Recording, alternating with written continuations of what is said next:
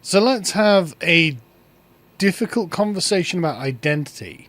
Because at the moment, British politics is swimming with people who are not ethnically British, who are trying to make a claim to Britishness that actually I think many of them don't actually have. And this has been something that's kind of pushed itself to the fore. And on one side, you've got people saying, well, they can never be part of the tribe because they're not white British people. And on the other side, you have the kind of people who are saying, well, actually, it doesn't matter. Anyone can be British. Britishness is just a passport. It's just something that is conferred to you administratively. And I don't really agree with either of these positions. I think one is too hardline and one is far too soft. What we do need is a strong dividing line between who is in the tribe and who is not. And some people definitely can be through the actions that they have taken, and other people certainly can't be, again, through actions that they've taken and behaviour that they exhibit. Now, the first example I'm going to use is actually Kemi Badenoch. Now, Kemi Badenoch, I'm not a huge fan of. I don't dislike particularly. I actually don't think she's terrible, and I actually don't really question her loyalties either. Because as you can see from this headline, today she decided that she no longer identifies as a Nigerian. Well, that kind of makes sense, actually, because Nigerian is not an ethnic group. Nigeria has something like 200 different ethnic groups or something. It's ridiculous. And so Nigerian is, to Nigerians, the same as British identity is to the English, Scottish, Welsh and Northern Irish. It is a civic construct, a product of the British Empire, incidentally, whereas her ethnic group is Yoruba. So Kemi Badenoch is Yoruba in the same way that I'm English, or in the same way that Dank is Scottish. And her father was actually a Yoruba nationalist. So her father was actually kind of like the SNP independence movement type. And he wanted a Yoruba nation, an unencumbered Yoruba nation, to get away from the British commercial enterprise called Nigeria. And so I'm actually not unsympathetic to this. And so Kemi saying, look, I don't feel Nigerian, is not her saying I'm not Yoruba, because of course she understands, in fact she says, she's Nigerian through ancestry, specifically Yoruban, but my identity not really. And there is actually something to that. So it's not because she was she was like the last of the anchor babies. Being an anchor baby was abolished by Margaret Thatcher, birthright citizenship, which is good. But she was the very tail end of that, so she got to have British citizenship. But then they moved back to Lagos in Nigeria, and she grew up there. And then when she was 16, I think it was, she moved back to the United Kingdom, and apparently hasn't renewed her Nigerian passport since the 2000s. Now, that in and of itself wouldn't, I think, suffice. I don't think that's enough. However, Kemi married a man, again, if you look at her name, it's Olukemi Olufuntu Adegoke Badenoch. The Badenoch part comes because she married a Scottish man called Hamish Badenoch. And so she has children with a native British man, and now she has married into the tribe. Because I really do think these things are done in the way of tribal allegiance.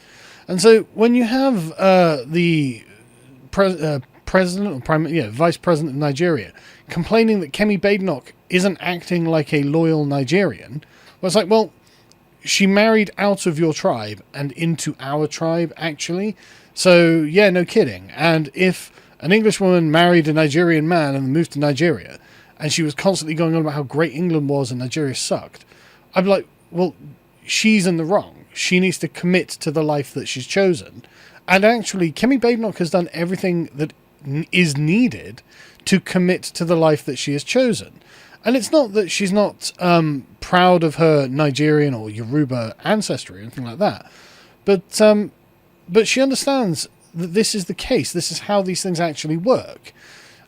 She says, I'm Nigerian through my ancestry by birth, despite not being born there because of my parents, but my identity, but I'm not really. I know the country very well, I have a lot of family there, and I'm very interested in what happens there, but my home now is where my family is. And my now family is my children. It's my husband, it's my brother and his children, the in-laws. The Conservative Party is very much that family, blah, blah, blah. So the point is, she's identifying her family as being connected to her husband's British identity.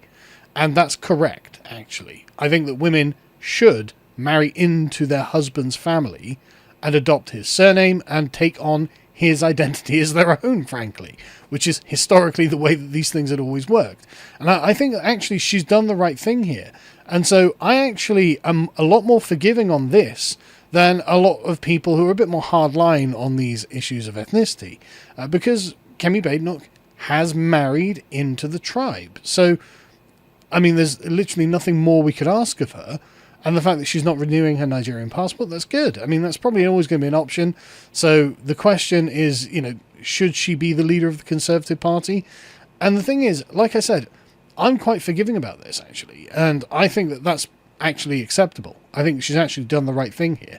And I'm willing to accept Kemi Badenoch as part of the tribe. The problem is, we're in an era where representation matters. And not many people think she's doing a good job of being the Tory leader. I mean, out of all Britons, 16% think she's doing a good job. And even of current Conservative voters, only half of them think she's doing a good job. And that isn't that many voters. And so, not great. I mean, only 10% of people think she looks like a Prime Minister in waiting. And only a quarter of people think that she'll be the Conservative leader come the next election. So, even if I and other people, I'm sure lots of people do accept her. Even fairly hardline people, I think, would probably accept the argument that I'm putting forth here. That, yes, she is obviously ethnically Yoruba, but she has married into the tribe. She has done all of the things she needed to do to adopt the name of the tribe. She's adopted the surname. She's raising her children here. She's had children with a native British man. So I don't know what more could really be asked of her in that regard. Even if that's the case, though, that doesn't mean that she's an appropriate person to lead the Conservative Party, because we are in an era where representation matters, and having the Conservative Party literally chose her because she was a black woman, because they were like, right, great, the Labour Party can't call us racist now, and it's like, that's not going to cut it. And moreover, it might be a hindrance, actually, because say what you like about Keir Starmer's Labour Party, but they are authentically English and authentically retarded. They're pretty actually representative of the country at large. And so even if on the right we're accepting of Kemi Badenoch, and I actually really do think there is quite a good argument to say that we should be, I still don't think she's a very good leader, and she just doesn't have the charisma needed for a leader, frankly. But also, the thing that she embodies isn't the right thing. In an era of anti-immigration, the Conservatives have put an immigrant in charge.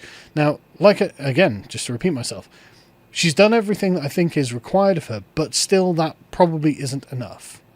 It's probably just that this is the wrong time for someone like Kemi Badenoch.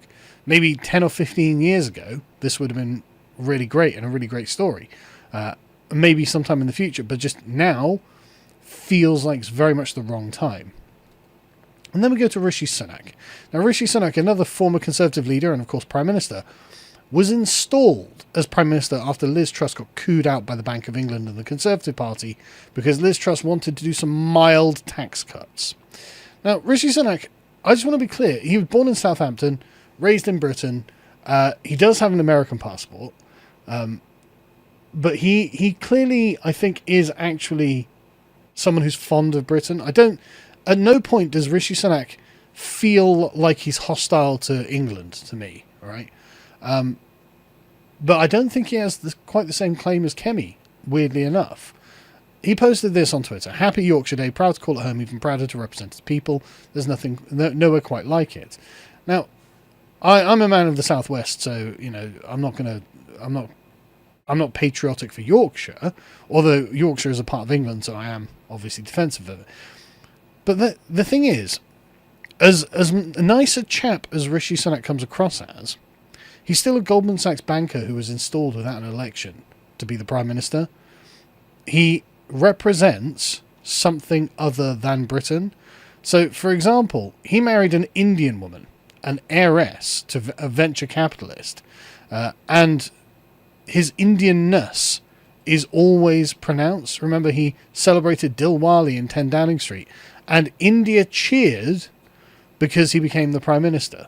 Now, the Nigerians are being critical of Kemi Badenoch as the leader of the Conservative Party, whereas the Indians are cheering for Rishi Sunak. You see what I mean? Like, the people outside of Britain, they're annoyed. In Nigeria, they're annoyed with Kemi Badenoch. In India, they're in love with Rishi Sunak. Like, they see this as an extension of themselves, whereas whilst the Nigerians obviously see Kemi as a Nigerian, they see her as something of a traitor or a backslider. She's got an allegiance outside of Nigeria, and they're angry about that. But Rishi Sunak doesn't come across to the Indians like he has an allegiance outside of India, and it's because he didn't marry into the tribe. And also, I don't really respect the way that he was put into power either, and the fact that he allows 250,000 Indians a year to come here under his tenure and things like that. Like, Rishi Sunak cosplays as an Englishman, but he's not really a part of the tribe, and so I'm not someone who buys it. I mean, he says, well, I didn't keep my green card to move back to the US because otherwise he couldn't have been Prime Minister or something. But anyway, he claims that he did. But so what? So what? You haven't married into the tribe. You married strategically for advancement and money. And Kemi Badenoch seems to be more authentic than him. And like I said, I don't personally like Rishi Sunak. I dislike Rishi Sunak. I don't personally like him either. And I don't think he deserves the amount of hate that he's getting for this. He got a lot of hate for this, which he's not saying he's a Yorkshireman either, right? He is an Indian man. I think that he would agree, and that he's moved to Yorkshire to represent it, and he's proud to call it home. Which, okay, fair enough. I mean, a foreigner lives in Yorkshire, he calls it home. Fair enough. But it's not the same, and this kicked up a lot of fuss on Twitter. And again, I think there are better targets to go for than Rishi Sunak. I mean, Rishi Sunak isn't claiming to be an Englishman here. He's just saying that he lives in Yorkshire and he likes it, which, okay, good. I mean, I'm sure Yorkshire's a lovely place. I don't think I've ever actually visited Yorkshire either. I'm sure Yorkshire's a lovely place with lovely people. And I'm sure that, even if you're a foreigner, you move there, you could quite easily find yourself falling in love with the place. As honestly, with most places in England, it's like that, frankly. I really mean this. So I can completely understand why he would feel like he likes it, but I just don't see him being a part of the tribe because I just don't think he is a part of the tribe. And then you get the solidarity from Mothin Ali. Now, Mothin Ali is trying to be trans-identifying because, of course, Mothin Ali is a Pakistani man from Leeds who is the co-chair of the Green Party, is it? Or Green Party councillor. And he's an anti-racism and Palestine activist. So he is everything as anti-British as you could expect. And he retweets Rishi going, from one Yorkshireman to another, spelt wrong, solidarity. Mothin, you are not a Yorkshireman. And the thing is, Rishi Sunak is not saying that he is a Yorkshireman. Rishi Sunak was born and raised in Southampton. He got parachuted in to Richmond because it was an ultra-safe Conservative seat. Rishi is not even saying he's a Yorkshireman. But you are trying to be trans-identifying. You are trying to shed your ethnic identity and move into another ethnic identity where you don't belong. I mean, at least Kemi Badenoch isn't even saying, I am an Englishman, or Englishwoman, sorry. Kemi Badenoch is at least saying, I married into the British tribe, and I feel I'm British rather than Nigerian, because I have so many attachments and loyalties here. But Mothin is trying to do the disgusting skin suit thing of saying, yeah, I'm a Yorkshireman, which is why I go to the mosque and advocate for Gaza all day, every day. Like, sorry, mate, you're not. And when we win, you're going, all right? Not having you around, buddy. Not happy with you. Because it's like, when the racists come, they don't discriminate. Yeah, but what you're trying to do here is make it so there is no such thing as a Yorkshireman. So that anyone can just trans-identify as a Yorkshireman and say, well, I was a Pakistani man until last 15 minutes. But now it's convenient to identify as this thing. I'm just going to slip into this skin suit and wear it so you have to accept me as one of your own. It's like, sorry, buddy, I don't accept you as one of our own. You know, Rishi Sunak I probably could tolerate. And Kemi Badenoch, I think, has done the right thing to actually marry into the tribe. But you're a subversive foreigner and you need to get out.